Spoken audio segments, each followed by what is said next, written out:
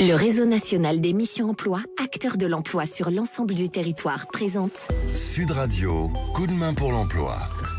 Bonjour à tous, mois de septembre oblige, nous allons reparler une nouvelle fois d'apprentissage au sein d'un très bel établissement, l'école de Paris des métiers de la table, en y rencontrant son directeur général Ismaël Meynaud. Ismaël Meynaud, bonjour. Bonjour Jérôme. Alors, quelles sont les actualités de la rentrée de septembre? Est-ce qu'il reste encore des places dans votre belle boutique de l'école de Paris des métiers de la table?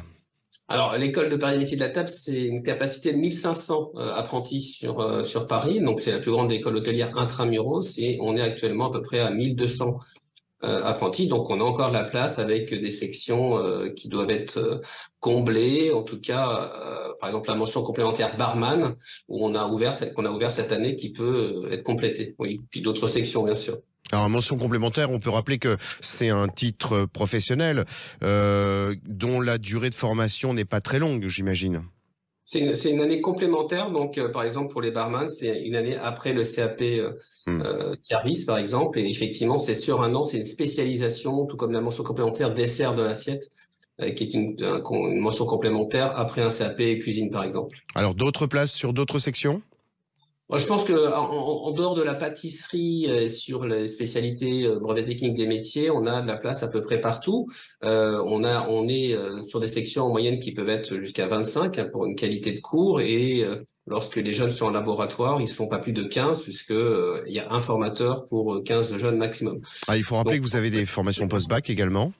Post-bac, des sections BTS, avec les 3 options, où on a 4 sections BTS, dans lesquelles il y a encore des places. Et donc oui, jusqu'à la licence et le master, puisqu'on a un partenariat avec Paris Université Sorbonne. Toutes ces formations se font dans l'intégralité en apprentissage ? Complètement en apprentissage. Le principe, c'est l'alternance entre l'école et l'entreprise. On sait que cette façon de former a des vertus importantes, l'insertion professionnelle, l'adaptabilité aux entreprises, au monde du travail, et puis aussi une capacité après de pouvoir s'intégrer plus facilement. Alors, vous sentez un regain du point de vue de la demande des entreprises? En tout cas, il y a une forte demande? Alors, il y a une forte demande. On fait un salon pas plus tard que le 20 septembre, où on aura beaucoup de monde. Et on a actuellement à peu près une 60aine de jeunes qui n'ont pas encore de place. Ça peut être des nouveaux qui viennent d'arriver, donc on va les aider puisqu'on a une cellule particulièrement dédiée à cela.